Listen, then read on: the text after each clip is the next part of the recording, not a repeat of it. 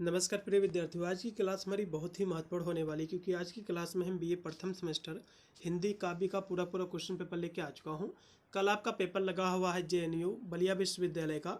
वैसे तो मैंने जो है इसका ऑलरेडी एक मॉडल पेपर मैंने सोल्व करा रखा है। यदि आपने जो है अभी तक कोई भी क्लास नहीं देखी है, बलिया विश्वविद्यालय विद्यार्थी, कानपुर विश्वविद्यालय का पेपर हो चुका है। अभी सिद्धार्थ विश्वविद्यालय, डॉक्टर राम मनोहर लोहिया, MGPRU और भी बहुत सारे विद्यालय जिसका भी पेपर नहीं हुआ है, तो सभी विद्यार्थी क्या करेंगे, वीडियो की डिस्क्रिप्शन में आपको प्लेलिस्ट का आपको लिंक मिलेगा। उसमें जाकर आप यदि दो आप पेपर मेरे देख लोगे जो मैंने सोल्व किया है, जो मैंने 2026 करके एक मॉडल पेपर जो मैंने सोल्व किया है, आपको वाला पेपर आपको देख लेना है। मैं वीडियो की डिस्क्रिप्शन आपको प्लेलिस्ट का आपको लिंक दे दूंगा। आप दो वीडियो आपको देख के जाना है। गारंटी लेता हूँ कि इससे बाहर आपके एग्जाम का कोई भी क्वेश्चन नहीं आएगा। पूरा का पूरा पेपर जो आप सोल्व करके आओगे। ठीक है।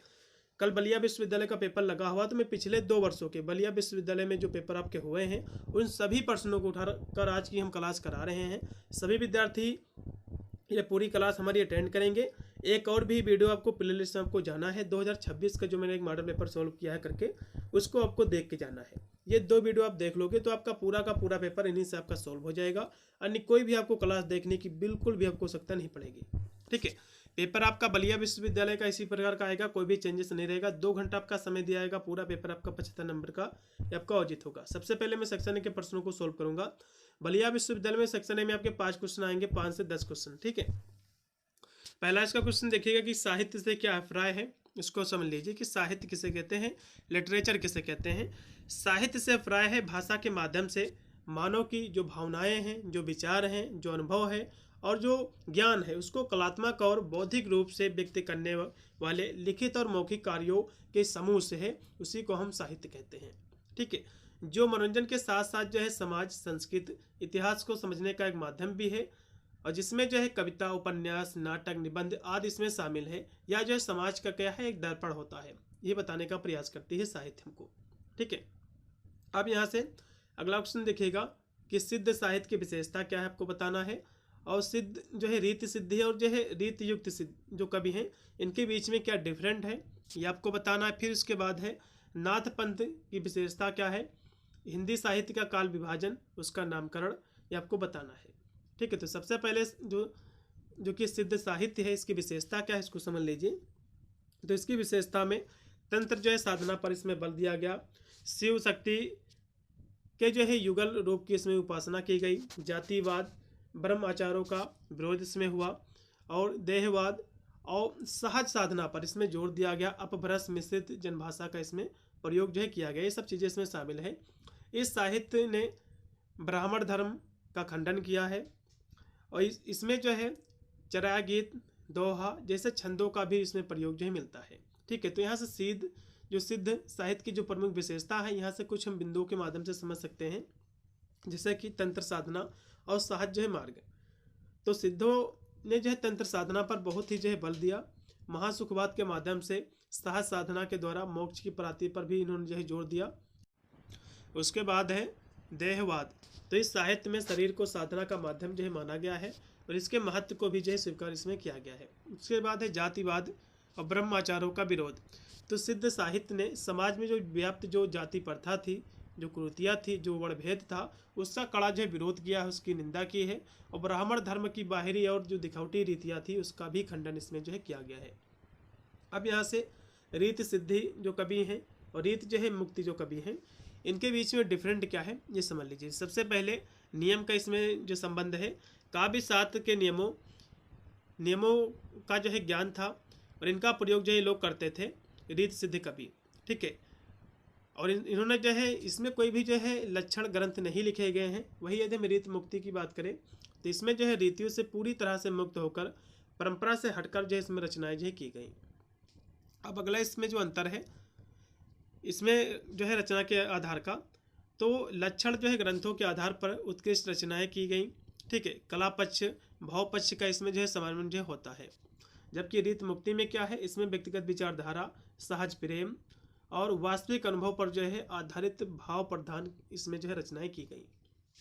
उसके बाद है उद्देश्य इसका क्या है, इसमें जो है जो कि रीत जो है जो सिद्ध है, जो कवि हैं, ठीक है, इसमें जो है काव्य शिल्प और अलंकारों की जो इसमें कुशलता दिखाना, कलात्मक जो प्रस्तुति इसमें की गई, वही रीत मुक्ति में जो है प्रेम की मार्मिक और स्वच्छंद और स्वाभाविक अभिव्यक्ति, ठीक है, ये सब इसमें जो है दिखाया गया है। यदि हम भाषा की बात करें तो इसमें कलात्मक जो अलंकार, पूर्ण चमत्कारी व्यक्ति, जैसे बिहारी की कविता इसमें लिखी गई जो है रीत सिद्ध में। वही यदि हम रीत मुक्ति में बात करें तो इसमें सहज सरल अनुभव प्रधान, ये सब चीज़ें जो है इसमें दिखाई गई हैं। इसमें प्रमुख कवियों में रीत सिद्धि के जो कवि हैं इसमें बिहारी, बेनी, रसनिधि, सेनापति, वीरेंद्र इसके कवि हैं। वही हम रीत जो है मुक्ति की बात करें तो इसमें जो है घनानंद, आलम जो है, बोधा, ठाकुर और द्विज जो है देव, इसमें के प्रमुख कवि है। तो संक्षेप में हम कहें तो रीत सिद्ध जो है कवि नियमों को जो है जानते हुए उनसे जो है बंधकर नहीं लिखते हैं। मतलब जो है रीत सिद्धि के जो कवि हैं ये जो है नियमों को मानते हुए उनसे जो है बंधकर जो है नहीं लिखते थे, बल्कि नियमों को साध मानकर कलात्मक जो है ये दिखाते थे रचनाओं के माध्यम से। जबकि रीत मुक्ति के जो कवि थे ये नियमों को पूरी तरह से छोड़कर केवल अपने हृदय से निकलने वाली जो भावनाएं थी उसको सहज रूप में जो है व्यक्त करते थे। अब यहाँ से अगला क्वेश्चन देखो कि नाथ संप्रदाय क्या है। तो नाथ शब्द का प्रयोग जो है कई संदर्भों में है, या जो है एक धार्मिक संप्रदाय है नाथ संप्रदाय। इसके साधकों को जो है संदर्भित करता है, जिसमें 12 जो है जो कि पारंपरिक जो कि इसमें जो है नाथ माने जाते हैं, जिनमें से जो है जो कि 9 जो है ये नवनाथ कहलाते हैं। नाथ का अर्थ उपनाम भी हो सकता है, खासकर बंगाली, असमिया जो हिंदुओं में, या जो है एक यौगिक परंपरा से जो है जुड़ा हुआ है। ठीक है, तो नाथ संप्रदाय क्या है आपके एग्जाम में क्वेश्चन बनता है।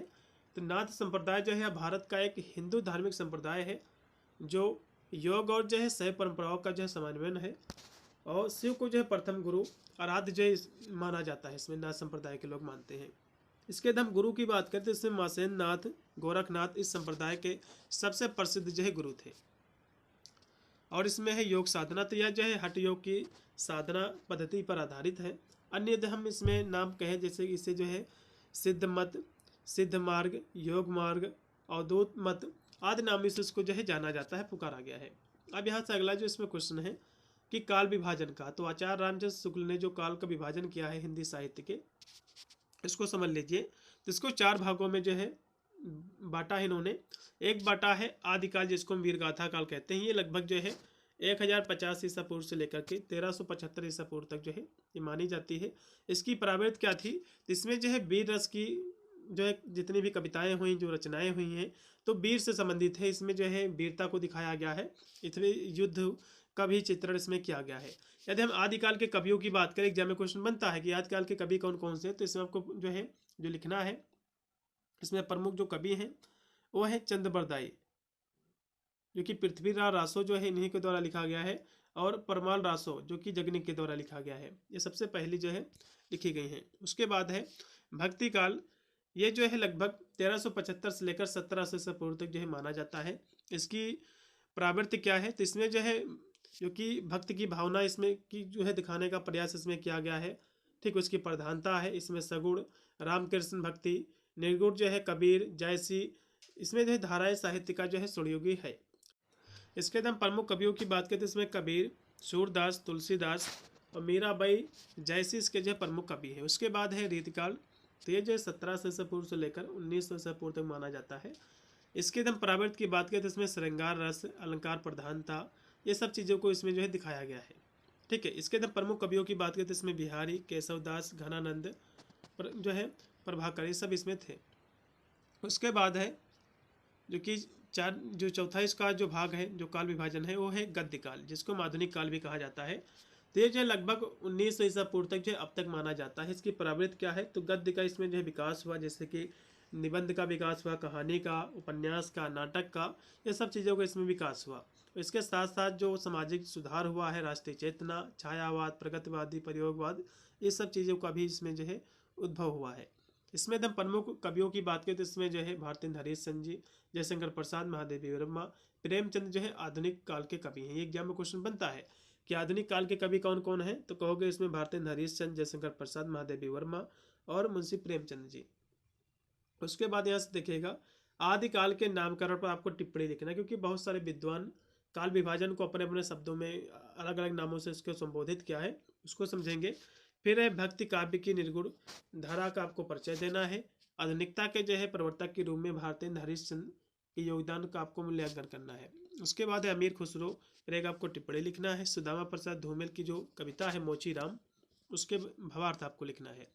उसके बाद है भक्ति को हिंदी साहित्य का स्वर्णयुग या फिर स्वर्णकाल जो है क्यों कहा जाता है, स्पष्ट आपको करना है। छायावाद की साहित्यिक प्रवृत्तियों पर भी आपको प्रकाश डालना है। तो इन सभी क्वेश्चनों को हम देखेंगे। तो आदिकाल को विभिन्न विद्वानों ने इसको अन्य नामों से जो संबोधित किया है। तो आदिकाल को आदिकाल के नाम से हजारी प्रसाद द्विवेदी ने इसको जो है जो कह सकते हो प्रतिपादित किया है। सबसे प्रचलित जो है व्यापक ये जो है काल इसको माना जाता है। उसके बाद यहाँ से आचार्य रामजय शुक्ल ने जो है इसको वीरगाथा काल कहा है आदिकाल को। उसके बाद है जो कि राम कुमार वर्मा जी ने इसको जो है चारण काल कहा है, ग्रेसन दोनों ने मिलकर। उसके बाद है सिद्ध सामंत युग, राहुल संकीर्त्यान ने आदिकाल को कहा है। फिर है जो कि बीजोपन काल जो कहा है आचार्य महावीर प्रसाद द्विवेदी ने कहा है आदिकाल को। उसके बाद वीर काल जो कि विश्वनाथ प्रसाद मिश्र ने इसको कहा है आदिकाल को। संधि काल राम कुमार वर्मा ने कहा है। और आरंभिक काल जो है मिश्र बंधुओं के द्वारा कहा गया है आदिकाल को। ठीक है, तो विभिन्न विद्वान थे जो कि इस काल को अन्य नामों से संबोधित किया है। अब यहाँ से भक्ति काव्य की निर्गुण धारा आपको बताना है। तो इसमें जो है ईश्वर के निराकार और गुणहीन स्वरूप की इसमें जो उपासना पर एक केंद्रित है। इस धारा के कवि जो है ईश्वर को किसी विशेष रूप या आकार में नहीं देखते हैं, बल्कि उसे अनंत सर्वव्यापी ब्रह्म के रूप में जो है मानते हैं। इस काव्य की प्रमुख विशेषता यह है कि ईश्वर की जो निराकार भक्ति, गुरु की महत्ता पर बल, सामाजिक नंबरों का विरोध और सरल और सहज लोक भाषा का प्रयोग इसमें जो है किया गया है। इसके एकदम प्रमुख कवियों की बात करें जिसमें कबीर दास, गुरु नानक जो है, रैदास जो है, दादू दयाल इसके जो प्रमुख कवि हैं। तो इस तरह से आपको इसके बारे में हमको लिखना है। ठीक है, निर्गुण भक्ति काव्य धारा की यहाँ से विशेषता भी एग्जाम में क्वेश्चन बनता है, तो इसको भी समझ लीजिए। जिसमें जो है ईश्वर का स्वरूप, तो यह जो है ईश्वर को निर्गुण यानी बिना किसी रूप, बिना किसी आकार के मानता कि जो ईश्वर है बिना किसी आकार के है। ठीक, ये जो है कह सकते हो काव्य धारा मानती है। उन्हें जो है निराकार, अनंत और जो है स्वरूपापी जो है माना जाता है निर्गुण भक्ति काव्य धारा के द्वारा। उसके बाद है भक्ति का स्वरूप। तो इस धारा में भक्त सीधे जो ईश्वर के प्रति अपनी भक्ति जो है व्यक्त करता है बिना किसी मध्यस्थ के। इसमें जो है अवतारवाद और मूर्ति पूजा का जो है इसमें विरोध जो है किया गया है। उसके बाद है गुरु का महत्व। तो इसमें जो है संतों ने गुरु को ईश्वर प्राप्ति के लिए अत्यंत जो है महत्वपूर्ण माना है और सतगुरु की महिमा का गुणगान किया है। उसके बाद है सामाजिक चेतना। तो इस काव्य धारा में सामाजिक असमानता, जातिपात और धार्मिक जो आडंबर की जो कड़ी आलोचना भी इसमें की गई है। ठीक है, और यह जो है मानवता और समानता पर भी जो है जोर देता है। उसके बाद है भाषा और शैली। तो निर्गुण जो है काव्य की भाषा सरल, सहज और आम लोगों की भाषा होती है, जिसे सदगुणी भी जो है कहा जाता है। इससे यह जो है साहित्य जनता के बीच जो है लोकप्रिय हुआ। इस तरह से आपको लिखना। अब यहाँ से भारतेंद्र हरिश्चंद्र के बारे में एग्जाम में बनता है। तो भारतेंद्र हरिश्चंद्र ने आधुनिक हिंदी साहित्य के प्रवर्तक के रूप में भाषा साहित्य समाज को एक नया रूप दिया। उन्होंने जो खड़ी बोली को साहित्यिक भाषा बनाया और नाटक विधा को स्थापित किया, सामाजिक चेतना जगाई और पत्रकारिता में भी जो इन्होंने जो है योगदान दिया। उन्होंने जो है साहित्य को जन सामान्य की समस्याओं से जोड़ा, देशभक्ति, राष्ट्रीय एकता की भावना को बढ़ाया और तत्कालीन जो कुरीतियाँ थी, जो अंधविश्वास थे, उसको भी जो है इन्होंने खंडन किया, उसका उस पर जो है व्यंग्य किया इन्होंने। तो इस तरह से आपको लिखना है। अब यहाँ से इनका जो योगदान है जैसे कि खड़ी बोली का विकास, तो उन्होंने जो है लोक भाषा और जो है फारसी से प्रभावित होकर उर्दू के स्थान पर खड़ी बोली को साहित्य की भाषा के रूप में जो है स्थापित किया, जिसके कारण जो है आज हम जिस हिंदी को बोलते हैं, लिखते हैं, ये जो है उन्हीं की देन है। उसके बाद है नाटक विधा। तो उन्होंने जो है हिंदी में नाटकों की शुरुआत की और अंधेरी नगरी, भारत दुर्दशा, नील देवी और चंद्रावली जैसे नाटक इन्होंने जो है लिखे, जिन्होंने तत्कालीन सामाजिक और राजनीतिक जो चेतना थी उसको जगाया इन्होंने। उसके बाद है सामाजिक चेतना। तो उन्होंने जो अपनी रचनाओं के माध्यम से समाज में व्याप्त जो कुरीतियाँ थी, जो अंधविश्वास थे और जो शोषण के विरुद्ध इन्होंने जो काफ़ी आवाज़ भी उठाई थी। उसके बाद है पत्रकारिता। तो उन्होंने जो है कवि वचन सुधा, हरिश्चंद्र मैगनीज और बाला बोधनी जैसी पत्रिकाओं का संपादन भी किया, जिससे जो पत्रकारिता के क्षेत्र में एक नए युग की शुरुआत भी मानी जाती है उन्हीं से। अब यहाँ से अमीर खुसरो के बारे में एग्जाम में क्वेश्चन बनता है। तो अमीर खुसरो का जन्म 1253 पटियाली उत्तर प्रदेश में इनका जन्म हुआ था। इनकी मृत्यु 1325 ईस्वी दिल्ली में इनका जो है मृत्यु हुई थी। ये एक जो है महान इंडो फारसी कवि, संगीतकार और इतिहासकार थे। उन्हें जो है कव्वाली का जनक, सितार का आविष्कारक और खड़ी बोली हिंदी के पहले कवि के रूप में जो है जाना जाता है। उन्होंने जो है फारसी हिंदी दोनों भाषाओं में रचनाएं की हैं। अपनी कविताओं में भारतीय और फारसी संस्कृत को जो है मिलाया है। उन्होंने जो है उनके जो आध्यात्मिक जो गुरु थे निजामुद्दीन औलिया थे। इस तरह से आपको लिखना है। इनकी प्रारंभिक हम शिक्षा की बात करें तो इनका जन्म जो है जो कि 1253 उत्तर प्रदेश के एटा जिला में जो कि पटियाली में हुआ था इनका। और इनके जो पिता थे सैफुद्दीन महमूद तुर्क थे और इनकी जो माँ थी वो थी जो है मुसलमान महिला थी। उसके बाद यहाँ से इनके गुरु की बात करें तो निजामुद्दीन औलिया इनके गुरु थे। इनकी शिक्षा की हम बात करें तो उन्होंने जो है फारसी, अरबी, हिंदी में जो है दक्षता हासिल की और 9 वर्ष की आयु में कविता लिखना जो है शुरू कर दिया था इन्होंने। उसके बाद यहाँ से सुदामा प्रसाद जो है धूमिल जी के बारे में लिखना आपको कि इनकी जो कविता है मोचीराम, ठीक है, इनकी जो कविता मोचीराम है एक सामाजिक व्यंग्य है जो समाज की जो कह सकते हो जो समाज के निचले जो कि तबके के जो मेहनत कश जो व्यक्ति हैं, मोचीराम के जीवन की जो विडंबनाएं थी और उसको शोषण को जो दर्शाती है। यह कविता 1967 में आमुख पत्रिका में छपी थी और संसद से जो है सड़क तक व्यंग्य संग्राम में जो है शामिल है। इसमें जो है मोचीराम अपनी जाति पर हो रहे अत्याचार, बनिया जैसे लोगों के दुर्व्यवहार और अपने हक के लिए संघर्ष को बयां करता है। जबकि कवि यह भी कहता है कि भाषा पर किसी भी जाति का हक नहीं है। अब ये जो है इसका भावार्थ क्या है ये समझ लीजिए। मोचीराम जो कविता है, ये जो कविता है मोचीराम, इसमें जो है कवि ने मोचीराम के माध्यम से, मोचीराम क्या है जो जूते वगैरह जो सिलता है, इसमें दिखाया गया है मोचीराम को, ठीक है, इस कविता में। तो मोचीराम के माध्यम से समाज में जो मेहनत का सब जो निम्न लोग हैं इनके शोषण और उपेक्षा को जो इसमें दर्शाया गया है। यह जो है कविता उन बनिए की बेईमानी पर जो है व्यंग करती है जो मोची के मेहनत के पैसे जो पूरे पैसे हैं नहीं देता है और उसे जो है अपमानित भी करता है। और कभी जो है यह भी कहता है कि पैसा जो है व्यक्ति की पहचान जो है करता है जबकि भाषा सभी पर समान रूप से लागू होती है। इस कविता में कवि धूमिल ने व्यवस्था की जो कठोरता है, जो क्रूरता है, उसको भी दर्शाया है, जिसके कारण जो आम जो आदमी है, जो नागरिक है, अपनी मेहनत के लिए सही जो है दाम नहीं पाता है। इसी को इसमें जो है दर्शाया गया है। अब यहाँ से अगला इसमें क्वेश्चन कि भक्ति काल को हिंदी साहित्य का स्वर्ण काल क्यों कहा जाता है। तो इसको इसलिए स्वर्ण काल कहा जाता है क्योंकि इस काल में भक्ति की गहन जो भावना के साथ साथ सरल, सहज और जन सुलभ भाषा में उत्कृष्ट साहित्यिक रचनाएं हुई जिन्होंने हिंदी साहित्य को चरम उत्कर्ष पर पहुंचाया। इस युग में तुलसीदास, सूरदास जैसे कवियों ने धार्मिक और सामाजिक संदेश भी दिए। लोक भाषाओं का प्रयोग इसमें किया गया और समाज में प्रेम, समानता, मानवता का संदेश भी जो है इन्होंने जो है फैलाया। इसीलिए इसको जो है स्वर्णकाल कहा जाता है। अब यहाँ से अगला इसमें क्वेश्चन है कि छायावाद की साहित्यिक प्रवृत्तियाँ, जिसमें जो है भावनात्मक व्यक्तिवाद, प्राकृतिक प्रेम, रहस्यवाद, कल्पनाशीलता, संगीतात्मकता और खड़ी बोली का परिष्कार इसकी जो है प्रमुख कह सकते प्रवृत्तियाँ हैं। जहाँ कवियों ने जो है अंतर्मन की संवेदनाओं को जो है महत्व दिया है, प्राकृत को भावनाओं का प्रतीक माना है और प्रेम विरह के मार्मिक जो है चित्रण के साथ सामाजिक चेतना को भी जो है जोड़ा है, जिससे हिंदी कविता को एक नई कलात्मक और आत्मिक जो है गहराई भी जो है मिली है इसी के माध्यम से। अब यहाँ से प्रगतवाद के प्रमुख जो है प्रवृत्तियाँ क्या हैं। छायावाद के अवदान पर आपको प्रकाश डालना है। घनानंद जो है प्रेम के पीर के कवि हैं, स्पष्ट करना है। अकाल और उसके बाद की जो कविता है उसका भावार्थ आपको लिखना है। तो ऐसे प्रगतवाद की प्रमुख जो प्रवृत्तियाँ हैं उसको समझ लीजिए। तो इसमें जो है सामाजिक जो है यथार्थवाद, तो दैनिक जीवन की जो समस्याएं थी, जो शोषण था उस समय, जो अन्याय था, उसका इसमें जो है सजीव जो चित्रण किया गया है। प्रगतवादी जो कवि थे इन्होंने जो क्या है अपनी कविताओं के माध्यम से, अपनी रचनाओं के माध्यम से जो सामाजिक जो समस्याएं थी, जो जैसे कि समाज पर जो शोषण हो रहा था, जिन लोगों के ऊपर जो अन्याय हो रहा था, उसका इसमें जो सजीव चित्रण किया गया है। और कवियों ने जो है मजदूर, किसान, दलितों के जो है कष्टों को इसमें प्राथमिकता दी है, उसी को उजागर किया है। उसके बाद अगली इसकी जो प्रवृत्तियाँ है शोषित वर्ग के प्रति सहानुभूति।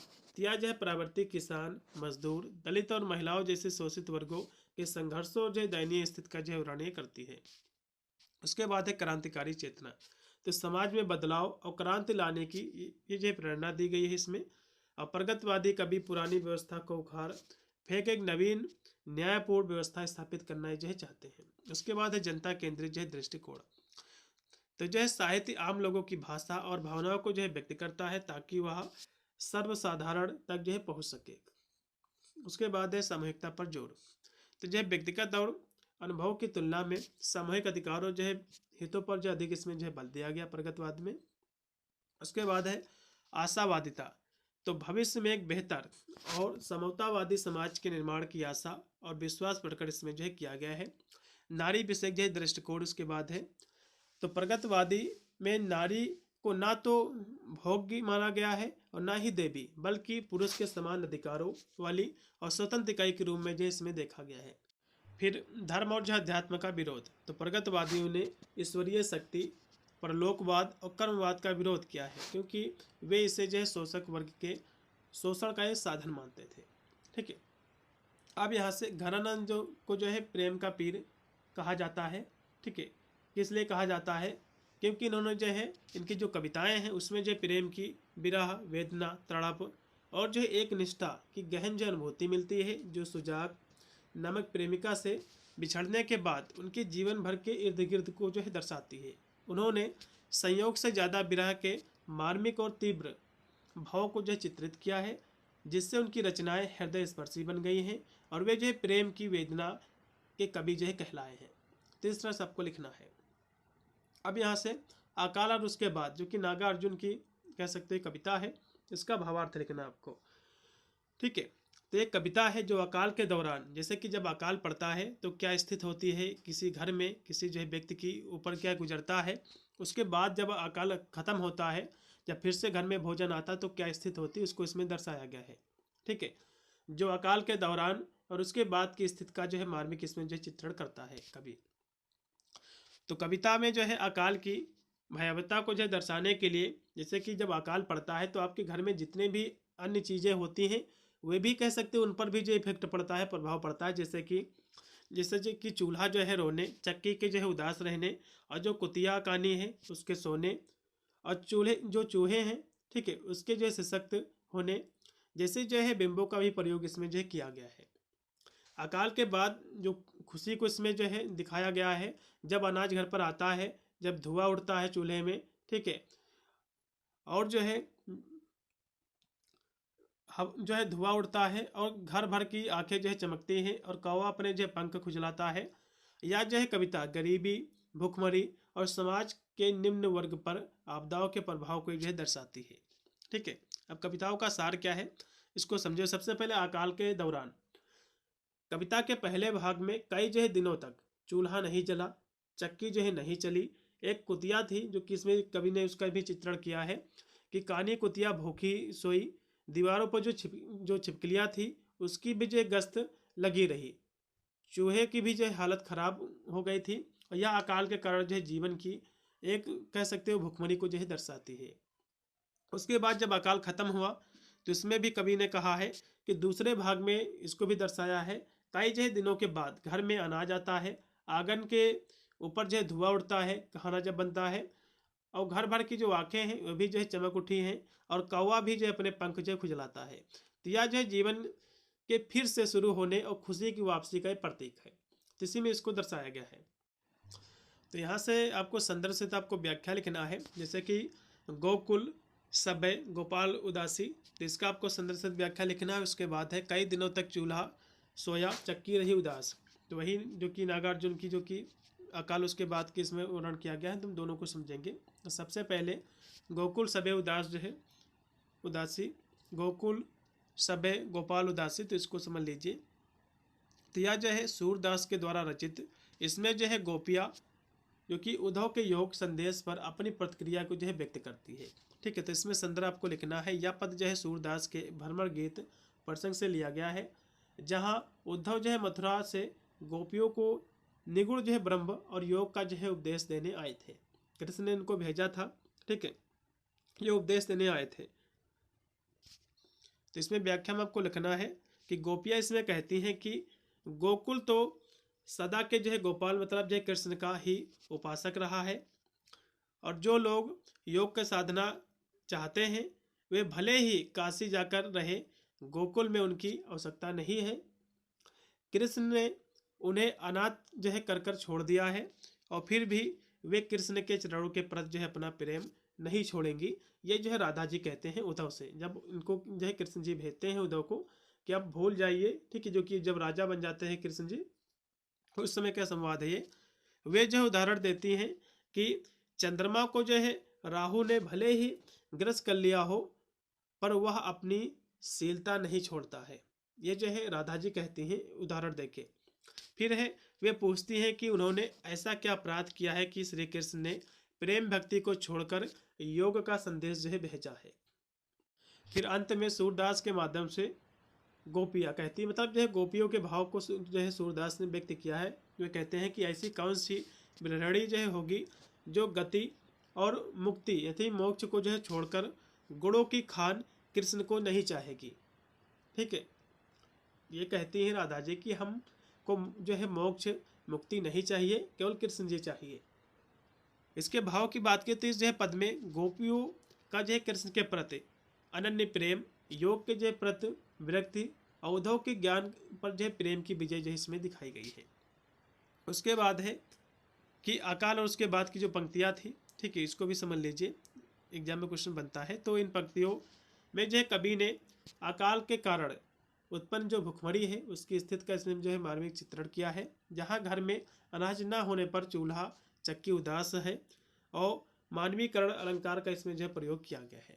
ठीक है, अनाज की अनुपस्थिति में घरेलू जानवर है जैसे कि कानी कुतिया, छिपकली, चूहे भी जो प्रभावित होते हैं जब अकाल पड़ता है। उसकी सामान्य जो है गतिविधियाँ भी जो रुक जाती हैं, वे भी भोजन की कमी जो है से ग्रस्त होते हैं, उसकी कमी महसूस करते हैं। फिर है कवि ने जो है इन प्रतीकों को चूल्हा, चक्की, कुतिया और जो छिपकली और चूहे, इसके जो है माध्यम से यह दर्शाया है कि आपदा का प्रभाव न केवल मनुष्यों पर बल्कि संपूर्ण जीव जगत पर भी पड़ता है जब आपदा पड़ती है।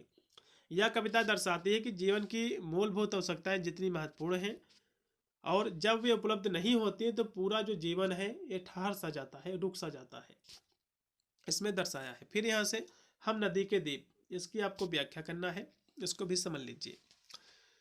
तो इसका आपको जो संदर्भ लिखना है, तो प्रसंग जो है जो पंक्तियां हैं प्रयोगवादी काव्यधारा के प्रवर्तक उन्नयन कवि जो कि आज्ञा के द्वारा नदी के द्वीप शीर्षक से जो है ली गई है।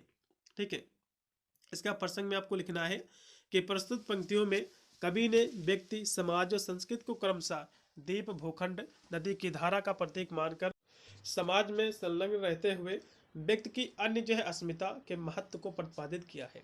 अब इसकी व्याख्या में आपको लिखना है कि इसमें कवि कहता है कि व्यक्ति का निर्माण जो है संस्कृति के द्वारा होता है। इसमें कवि कहता है कि व्यक्ति निर्माण किसके द्वारा होता है, उसकी कल्चर के द्वारा। जिस प्रकार नदी जो है द्वीप को निर्मित करती है, ठीक उसी प्रकार संस्कृत के द्वारा व्यक्ति का निर्माण होता है, व्यक्ति बनाया जाता है। और संस्कृत का कार्य क्या है, व्यक्ति को संस्कार संपन्न कराना। तो जिस प्रकार नदी से अलग होने पर द्वीप का अस्तित्व समाप्त हो जाता है, ठीक उसी प्रकार से व्यक्ति के से यदि संस्कृत को अलग कर लिया जाए, उसको पृथक कर लिया जाए, तो व्यक्ति की जो अस्मिता है ये नष्ट हो जाती है। और नदी से अलग हुआ भूखंड कभी भी जो है द्वीप नहीं कहा जाता है।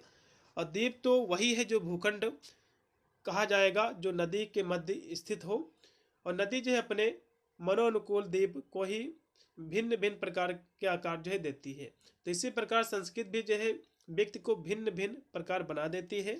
और भिन्न संस्कृति में पले व्यक्ति का व्यक्तित्व भी भिन्न प्रकार का होता है। संस्कृत जो है व्यक्ति की जननी होती है, और जब तक संस्कृत का अस्तित्व जो है सुरक्षित है तब तक व्यक्ति का भी अस्तित्व सुरक्षित है। जिस दिन संस्कृत नष्ट हो जाएगी तो उस दिन व्यक्ति की जो अस्मिता है वो भी मिट जाएगी। ठीक है, इसमें कहा गया है। अब यहाँ से सेक्शन सी में समझ लीजिए, इसमें सूर्यकांत त्रिपाठी निराला की जो कृत है वह जो है पत्थर तोड़ती, इसका भावार्थ आपको लिखना है। ठीक है, तो इसको भी समझ लीजिए। वह पत्थर तोड़ती, ये जो है सूर्यकांत त्रिपाठी निराला के द्वारा लिखित जो कि एक मर्म स्पर्शी कविता है। इस कविता में कवि निराला जी ने जो एक पत्थर तोड़ती, एक मजदूरी करने वाली एक महिला को जो है देखा है, वो जो है धूप में जो है कह सकते हो पत्थर को तोड़ रही थी, तो उसी को इसमें जो है दर्शाया गया है। तो इसकी व्याख्या आपको किस तरह से लिखना है। इसमें कवि कहता है कि उसने जो इलाहाबाद के पथ पर एक रास्ते पर एक श्रमिक महिला उसको पत्थर तोड़ते हुए देखा था। वह जो है नारी तपती हुई भयंकर धूप में, काफ़ी धूप थी, उसमें पत्थर वह तोड़ रही थी। और जिस स्थान पर वह जो है पत्थर तोड़ रही थी उस स्थान पर कोई भी छायादार वृक्ष भी नहीं था, एकदम धूप में जो है पत्थर तोड़ रही थी। ठीक है। और उसका शरीर जो है सांवला और जो है स्वस्थ था। वह जो है भरपूर यौवन से भी युक्त थी। उसकी आंखें जो है, उसके जो आंखें थी नारी सुलभ लज्जा से झुकी हुई थी। वह जो है पूर्ण निष्ठा से अपने कार्य को जो है कर रही थी, अर्थात जो है पत्थर को तोड़ रही थी, उसी में जो है मग्न थी। उसके हाथ में एक भारी हथौड़ा था जिससे वह पत्थर पर बार बार जो है चोट कर रही थी। जहाँ वह कार्य कर रही थी उसी के सामने एक पेड़ था, इस छाया थी, लेकिन जो है और वहाँ पर जो है एक विशाल भवन भी था, उसकी चार दीवारी भी थी, लेकिन वह महिला जो है धूप में ही जो है पत्थर को तोड़ रही थी। इसमें जो है कवि ने यही दिखाने का प्रयास किया है। ठीक है। अब यहाँ से अगला इसमें क्वेश्चन है कि रोटी और जो संसद कविता का संदेश क्या है, आपको बताना है। तो इसकी सबसे पहले आपको व्याख्या समझ लेना है, जो कि रोटी और संसद, ये जो है सुदामा प्रसाद धूमिल की एक कविता है। इसको तीन जो है वर्गों में बांटा गया है। पहला इसमें वर्ग है एक व्यक्ति जो कि रोटी बेलता है, अर्थात जो है मेहनत करने वाला व्यक्ति। दूसरा जो रोटी खाता है, अर्थात जो है मेहनती व्यक्ति के श्रम का जो है लाभ उठाना। उसके बाद तीसरा जो व्यक्ति है जो रोटी से खेलता है, ना तो रोटी खाता है ना ही उसको जो है बेलता है, केवल रोटी उसे खिलवाड़ करता है। यानी जो है वह मेहनत करता है, ना ही वह मेहनत करता है ना ही उसे खाता है। और यह जो है व्यक्ति रोटी का जो है अन्यायपूर्ण इस्तेमाल करता है। ठीक है। इसको तीसरा आदमी इसको कहा गया है। तो इसमें महत्वपूर्ण जो बिंदु है इसमें है कि इसमें कविता जो है समाज में फैली जो असमानता है इसकी ओर जो है संकेत करती है। और तीसरा जो आदमी है गरीबों मजदूरों के अधिकारों और जो इसके श्रम के साथ जो है खिलवाड़ करता है। तो कवि ने जो है संसद की चुप्पी पर सवाल उठाया, यानी देश की जो नीति निर्धारण है, जो संस्था है, इस मुद्दे पर भी जो है मौन क्यों है, और जनता जो है क्यों नहीं इस पर प्रतिक्रिया दे रही है, सरकार इस पर मौन है, सारी की सारी संसद देश की सरकारें। यह कविता देश की व्यवस्था, राजनीति, किसानों मजदूरों की हालत के प्रति एक प्रश्न चिन्ह को जो है प्रस्तुति करती है। तो यहाँ से रोटी और जो संसद है इसकी कविता का केंद्रीय भाव समझ लीजिए इसमें क्या कहा गया है। तो इसमें जो है धूमिल आधुनिक हिंदी कविता की जो कि 78वीं पीढ़ी के एक महत्वपूर्ण कवि हैं। इनकी जो है कविताओं में व्यंग्य आक्रोश की प्रधानता है। रोटी और संसद धूमिल की एक छोटी सी कविता है। इसमें धूमिल कहते हैं कि एक आदमी रोटी बेलता है, एक दूसरा आदमी जो रोटी को खाता है, एक तीसरा भी आदमी है जो ना तो रोटी को बेलता है ना ही खाता है, वह केवल रोटियों से खिलवाड़ करता है। तो मैं जो अपने देश की जनता से पूछता हूँ क्या तीसरा आदमी कौन है, लेकिन वह जो है जनता जो संसद है वह पूरी तरह से मौन है। देश की जो संसद है पूरी तरह से मौन है, उस पर कोई भी जवाब नहीं देती है। जिसमें विचारिए यह बात है कि समाज का वह कौन सा वर्ग हो सकता है जो रोटी खाता नहीं है और ना ही जो है बेलने वाले को शर्म ना करने वाले वर्गों का प्रतीक तो बनाया जा सकता है, लेकिन ना खाने वाले और केवल उससे खेलने वाले को किसका प्रतीक जो है माना जाए। स्पष्ट है कि यह बहुत ही उलझा प्रश्न है। अंततः जो है इसे अनुत्पादन दलाल पूंजी वर्ग का ही प्रतीक जो है माना जाता है। इसमें जो तीसरा जो वर्ग है जो रोटी के साथ खिलवाड़ करता है वो जो है पूंजीपति वर्ग है, जो श्रमिक लोगों के साथ मजदूरों के साथ जो है खिलवाड़ करता है। ठीक है। अब यहाँ से बिहारी ने गागर में सागर भर दिया, इसको भी समझ लीजिए। तो इसमें जो है कवि बिहारी कहते हैं कि उनकी रचनाएं सच्चाई के दोहे देखने में भले ही छोटे हो लेकिन ये जो है बहुत ही बड़ी बात कहे जाते हैं। जैसे कि नावक का तीर जो बहुत ही छोटा होता लेकिन वह जो है घाव बड़े गंभीर कर देता, ठीक उसी प्रकार बिहारी की जो सच्चाई है इसके दोहे भले ही देखने में छोटे हो लेकिन उसमें अपार ज्ञान समाया हुआ है, अर्थात वह गागर में सागर की तरह है। ठीक है। और भी ऐसा समझिएगा, गोस्वामी तुलसीदास जो कि सामान्यवादी कवि हैं, इसकी समीक्षा करना है। फिर कबीर के राम विषय पर आपको निबंध लिखना है। यह क्लास मैं करा रहा हूँ, एक क्लास और आपको देख के जाना है जो कि मॉडल पेपर 2026 करके मैंने कराई है। वीडियो की डिस्क्रिप्शन आपको प्लेलिस्ट का आपको लिंक मिलेगा। ठीक है। तो यहाँ से गोस्वामी तुलसीदास जो कि सामान्यवादी कवि थे, ठीक है, क्योंकि उन्होंने जो है विभिन्न धार्मिक सांस्कृतिक साहित्यिक विचारों को अपने काव्य में महत्वपूर्ण कह सकते हो महत्वपूर्ण या फिर सफलतापूर्वक एकीकृत किया है।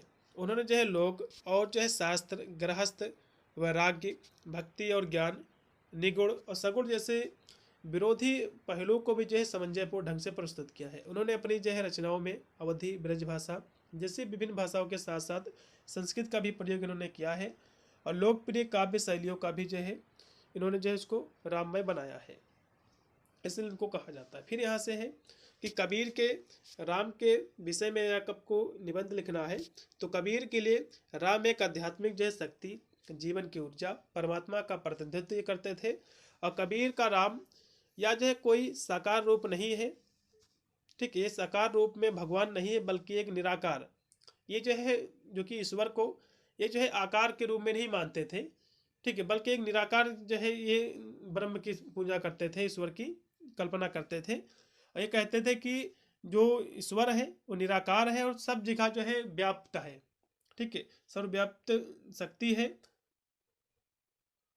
और कबीर कहते थे कि राम वह है जो हृदय में बसे हैं, जो भक्ति और सच्चाई के मार्ग पर चलते हैं। और राम जो है किसी जाति या धर्म विशेष के नहीं हैं, राम सभी के हैं, ये जो है कबीरदास जी कहते हैं।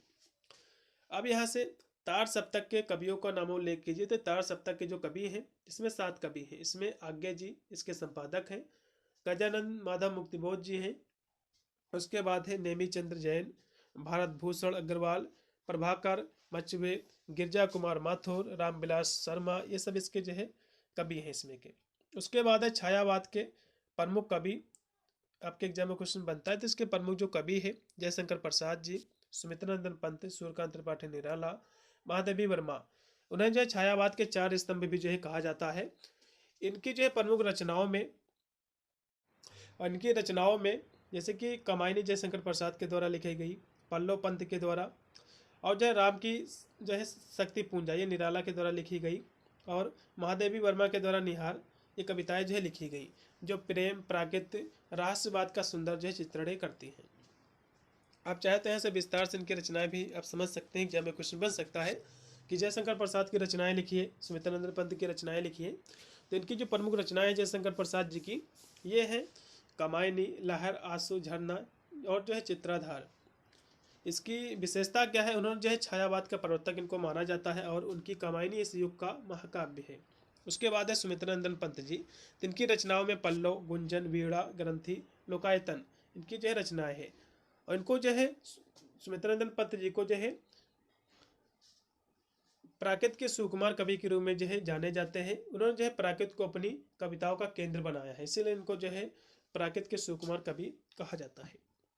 उसके बाद है सूर्यकांत त्रिपाठी निराला जी, तो इनकी रचनाएं हैं परिमल, अनामिका, राम की शक्ति पूंजा, सरोज स्मृति, गीतिका, ठीक है। तो इन्होंने जो है अपनी क्रांतिकारी और विद्रोह शैलियों का जो है प्रयोग किया है और उन्होंने जो है सामाजिक और दार्शनिक विषयों का भी जो है उजागर किया है इसको। उसके बाद है महादेवी वर्मा, तो इनको जो है मीराबाई का अवतार भी माना जाता है। इनकी प्रमुख रचनाएं हैं निहार, रश्मि, निर्जा, यामा, इस इनकी जो है रचनाएं हैं। इनकी विशेषता क्या है, कहे तो ये जो है रहस्यवाद और प्रेम की वेदना को अपनी रचनाओं में जो है व्यक्त किया है। उन्हें जो है आधुनिक युग की मीरा भी जो है कहा जाता है, ठीक है। उसके बाद है छायावाद की प्रमुख विशेषता क्या है, एग्जाम में क्वेश्चन बनता है, तो इसमें जो है प्राकृत प्रेम, तो इसमें के जो कवि थे प्राकृत को जो है सजीव और भावुक रूप में जो है चित्रित किया है। उसके बाद है रहस्यवाद, तो इसमें जो है अज्ञात सत्ता के प्रति प्रेम और विरह का इसमें जो है भाव का प्रयोग किया गया है। उसके बाद है व्यक्तिवादिता, तो व्यक्तिगत जो है भावनाओं, अनुभूतियों की इसमें प्रधानता थी। और सौंदर्य बोध, तो इसमें सूक्ष्म, कोमल, कलात्मक सौंदर्य का भी चित्रण इसमें किया गया है। फिर है प्रतीकात्मकता, तो इसमें जो है बिंबों और जो प्रतीकों का भी प्रयोग इसमें जो है किया गया है। उसके बाद यहाँ से समझिएगा कि कामायनी किसके द्वारा लिखा गया, एग्जाम में क्वेश्चन बनता है, तो जयशंकर प्रसाद की रचना है या आधुनिक जय छायावाद युग का एक प्रसिद्ध महाकाव्य है, या जयशंकर प्रसाद की जो है अंतिम काव्य रचना है जो 1936 में ये प्रकाशित हुई थी। अब यहाँ से इसमें कुल कितने सर्ग है एग्जाम में बनता है, तो इसमें कुल जो है महाकाव्य में 15 सर्ग है, ठीक है। इसमें जो है जो 15 सर्ग, इसका पहला सर्ग है चिंता और अंतिम सर्ग इसका जो है आनंद है। इसका प्रथम और अंतिम सर्ग पूछता है, ठीक है। उसके बाद यहाँ से है कि अष्टछाप के प्रमुख कवि कौन कौन से, तो अष्टछाप के 8 कवि हैं इसमें सूरदास, कुंभन दास और परमानंद दास और कृष्णदास, ये जो है बल्लभाचार्य के शिष्य थे। उसके बाद है नंददास जो कि क्षेत्र स्वामी और गोविंद स्वामी चतुर्भुज ये जो है विट्ठल नाथ के शिष्य थे। इन जो है कवियों ने भगवान कृष्ण की लीलाओं का गुणगान किया और वल्लभाचार्य और उसके पुत्र विट्ठल नाथ के द्वारा स्थापित पुष्टि मार्ग द्वारा परंपरा के महत्वपूर्ण कवि भी थे।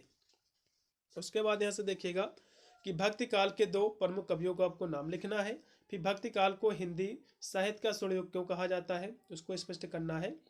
तो भक्ति काल के जो प्रमुख कवि हैं इसमें कबीरदास, तुलसीदास, सूरदास, मीराबाई, रसखान इसके जो है प्रमुख कवि हैं, जिन्होंने जो है सगुण जिसमें जो है राम और कृष्ण भक्ति और निर्गुण इसमें जो अद्वैत निराकार ब्रह्म धाराओं में भक्ति भावना को अपनी कविताओं के माध्यम से व्यक्त किया है, जिसमें तुलसीदास ने राम और सूरदास ने कृष्ण भक्ति का उत्कृष्ट चित्रण किया है, जबकि कबीर ने निर्गुण ब्रह्म और समाज सुधार पर जोर दिया है।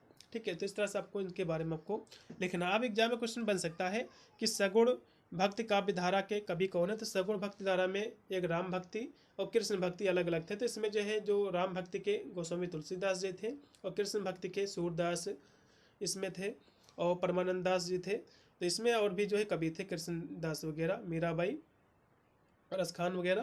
तो इसके बाद यदि हम निर्गुण भक्ति काव्य धारा की हम बात करें तो इसमें जो है ज्ञानासराई और जो है प्रेमासराई में इसको बांटा गया। तो इसमें ज्ञानासराई के जो कवि थे कबीरदास जी थे और जो है रैदास थे, सुंदरदास थे और जो है मालुकदास थे। वही प्रेमासराई में जो है इसमें जो कवि थे जायसी थे, कुतुम्बन थे, मंजन थे, ये सब इसमें कवि थे प्रमुख। अब यहाँ से भक्ति काल की प्रमुख विशेषता क्या है, एग्जाम में क्वेश्चन काफ़ी बार पूछा गया तो इसको समझ लीजिए। इसमें जो है ईश्वर भक्ति की प्रधानता, तो ईश्वर के प्रति जो इसमें गहरा प्रेम, श्रद्धा और समर्पण पर जो है बल दिया गया है। अगली इसकी विशेषता है सरल भाषा। तो कवियों ने जो है आम बोलचाल की भाषा जैसे कि खड़ी बोली, अवधि, ब्रज में रचनाएं की ताकि वे जो है आम जनता भी उसको जो है पढ़ सके, उन तक पहुंच सके। उसके बाद है सामाजिक सुधार। तो इसमें जाति पात जो था, उच्च नीच था, जो सामाजिक भेदभाव था इसका विरोध किया गया है और मानवता को जो है महत्व दिया गया है भक्ति काल में। उसके बाद है गुरु और जो है साधना का महत्व। तो गुरु महिमा का विशेष इसमें जो है बखान किया गया है और साधना को मोक्ष का मार्ग भी इसमें जो है बताया गया है। उसके बाद है निर्गुण जो है सगुण भक्ति। तो ईश्वर के जो है निराकार मतलब जो है निर्गुण और इसके साकार मतलब जो है सगुण रूपों की उपासना करने वाली दो मुख्य इसमें जो है धाराएं विकसित हुई। उसके बाद अगली इसकी विशेषता है लोक मंगल की भावना। तो साहित्य में जो है दया, करुणा, समता और भाईचारा जैसे लोक कल्याणकारी जो संदेश हैं वे भी दिए गए हैं। उसके बाद नारी का सम्मान, तो नारी को सम्मान की दृष्टि से जो है इस युग में देखा गया है। फिर है आस्थावाद, तो ईश्वर के प्रति गहरी आस्था थी, निष्ठा थी, उसको भी दर्शाया गया है। फिर है प्राकृत जो है चित्रण। तो इसमें जो है कवियों ने प्राकृत का सुंदर और जो स्वाभाविक चित्रण भी जो है भक्ति काल में किया है। तो ये थी इनकी विशेषता, एग्जाम में आपके बनेगा। उसके बाद है निराला के जो है काव्य की विशेषता आपको लिखना है। फिर आगे के काव्य की विशेषता क्या है, सूरदास जी की भक्ति भावना, कबीर के जो है रहस्यवाद पर विचार, आपको नागार्जुन की काव्य विशेषता आपको प्रकाश डालना है। तो सभी क्वेश्चनों को देखेंगे। सबसे पहले निराला की काव्यगत विशेषता क्या है उसको समझो। तो इनकी विशेषता में स्वच्छंदता, प्रगतिशील विचारधारा, यथार्थ चित्रण, सामाजिक चेतना और दार्शनिकता इनके जो है प्रमुख काव्यगत जो है विशेषता है। उन्होंने जो है छंद मुक्त कविता की शुरुआत की और अपनी कविताओं में व्यक्तिगत सुख दुख, प्रेम, सौंदर्य, प्राकृतिक चित्रण, आत्मगौरव की और जो है राष्ट्रीयता जैसे जो विविध जो भावनाएं हैं उसको व्यक्त किया। और उनकी जो है भाषा परिष्कृत, लाक्षणिक और भाव समृद्ध है, जिसमें जो है सरल और कठिन दोनों रूपों का प्रयोग इसमें जो है मिलता है। और इसमें यहाँ से भी अगला एक क्वेश्चन है कि आगे जी की काव्य की विशेषता क्या है प्रमुख, ये क्वेश्चन एग्जाम में बनता है। जैसे कि इसमें पराय अनुभूति, तो आगे जिन इसमें जो है जो कि प्रेम, वेदना, ये सब चीज़ों को जो है भाव को जो है इसमें प्रस्तुत किया है। उसके बाद है प्राकृतिक सौंदर्य। तो उनके जो है काव्य में प्राकृत को मनोहारिणी और विविध रूपों का चित्रण जो है मिलता है, जहाँ बाह्य रूप के साथ आंतरिक भाव को भी जो है जोड़ा गया है। उसके बाद है क्षणवाद। तो आगे ने क्षण की महत्ता को प्रतिपादित किया है। उनके जो है काव्य में भोगवाद, सुखवाद की प्रवृत्तियाँ भी जो है दिखती है। उसके बाद है जो कि जिजी जो है विषा, ये जो है कविताओं में जीवित रहने की इच्छा की तीव्र अभिव्यक्ति जो है इनकी रचनाओं में मिलती है। फिर है व्यक्ति निष्ठा। तो आगे के जो है काव्य में व्यक्ति के आंतरिक जगत और स्वतंत्रता और उसकी चेतना पर भी जो है बल दिया गया है इनकी कविताओं के माध्यम से। फिर है क्रांति की भावना। तो उन्होंने जो है असमानता, विषमता के प्रति जो है करोड़ जो है उसकी निंदा भी की है और क्रांति का आह्वान भी जो है इन्होंने किया है। आध्यात्मिकता, तो उनके जो है काव्य में कबीर की तरह आत्मा और परमात्मा के संबंध का चित्रण जो है मिलता है, जो धार्मिक ना होकर के मानवीय जो सांस्कृतिक है। फिर है भाषा और शिल्प। तो उन्होंने जो भाषा के क्षेत्र में कई प्रयोग किए हैं, जैसे कि पारंपरिक शब्दों का नवीन जो अर्थों में प्रयोग किया है, नंदात्मकता और जो है मुक्ति छंद का प्रयोग, जो उनके जो है काव्य को आधुनिकता जो है प्रदान करता है। उसके बाद है समाज से जुड़ाव। तो उनकी कविताओं में सामाजिक विषमता के प्रति आक्रोश और समाज में जो सकारात्मकता है उसके बदलाव की चाहत भी जो है इसमें दिखाई देती है। उसके बाद है सूरदास जी की भक्ति भावना। तो सूरदास जी जो है सगुण भक्ति मार्ग पर आधारित है, जिसमें जो है श्री कृष्ण के प्रति गहरा प्रेम समर्पण है। उनकी भक्ति में वल्लभ भाव मतलब जो है बाल रूप के प्रति प्रेम, और जो कि माधव भाव जो कि राधा कृष्ण प्रेम इसमें प्रमुख है। उनकी जो है भक्ति में आडंबर नहीं है, बल्कि सहजता, निश्चलता और आत्मीयता का भाव है, जो उनके जो है काव्य सूर सागर में स्पष्ट जो है दिखाई देता है। अब इनकी जो है भक्ति भावना के कुछ महत्वपूर्ण बिंदु, जैसे कि पूर्ण समर्पण और जो है प्रेम। तो सूरदास के काव्य में कृष्ण के प्रति गहरा प्रेम समर्पण, जिसे वे जो है जीवन का केंद्र जो है मानते थे।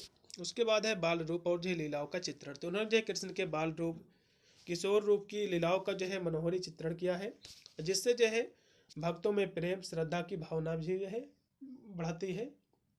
उसके बाद है सहजता और सरलता। तो उनकी जो है भक्ति सरल और सहज भाषा में व्यक्त हुई है, जिसे आम जन के लिए जो है सुलभ बनाती है। फिर आत्मीयता संबंध। तो उनकी भक्ति केवल पूजा पाठ तक सीमित नहीं है, बल्कि भक्ति भावना के बीच आत्मीयता और व्यक्तिगत संबंध भी है। उसके बाद है अगला इसका बिंदु की दीनता और जो है विनम्रता।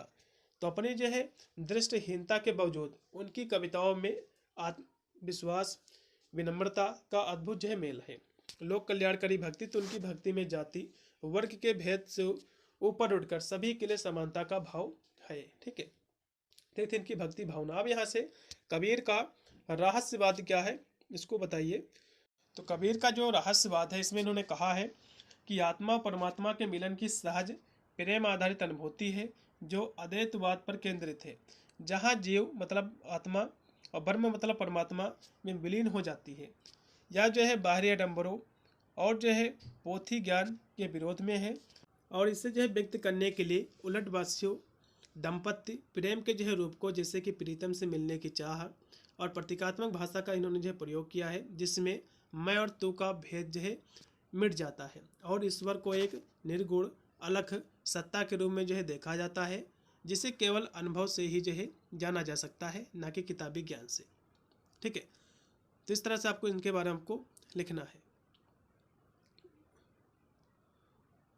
तो ऐसा और भी यहाँ से जो कि मेन जो बिंदु हैं इनके, इसको भी समझ लीजिए। कबीर के रहस्यवाद के प्रमुख जो पहलू हैं, इसमें आत्मा जो है परमात्मा का मिलन। तो उनका जो है रहस्यवाद आत्मा और जो परमात्मा के एकाकार होने की भावना पर आधारित है, जहाँ मैं और तू का भेद जो मिट जाता है और जीव परमात्मा में पूर्णतः विलीन हो जाता है।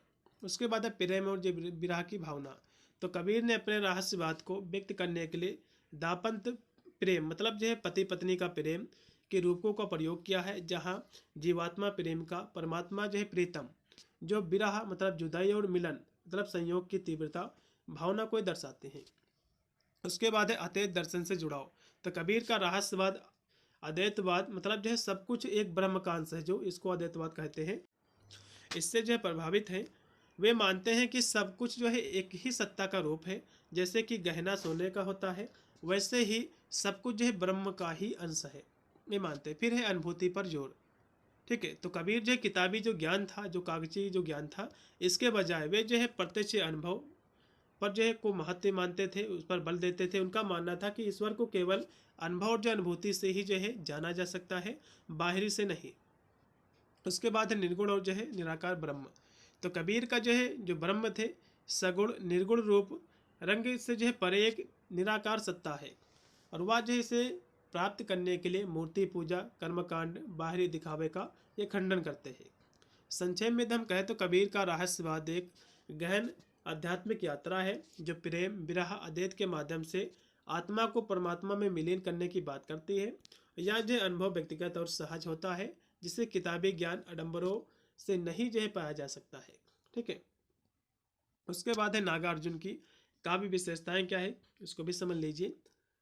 ठीक है। तो इनकी काव्य विशेषताओं में सामाजिक चेतना, लोक भाषा का प्रयोग, क्रांतिकारी, व्यंग्यात्मक स्वर, अभिन्न जो है प्रत्येक योजना इसमें शामिल है। उनकी कविताएं जो है आम आदमी, शोषितों, किसानों के जो है जीवन, संघर्षों, अन्याय के खिलाफ आवाज उठाती, और साथ ही वे प्रकृति को जो है सुंदर और चित्रित जो है उसका जो जीवंत है उसका भी चित्रण उन्होंने किया है। उन्होंने पारंपरिक और मुक्त छंद दोनों का प्रयोग किया है, और अपनी भाषा में देशज शब्दों से लेकर के संस्कृत जो है निष्ठ शब्दावली है उसका भी जो है सफलतापूर्वक जी इस्तेमाल इन्होंने किया है। ठीक है।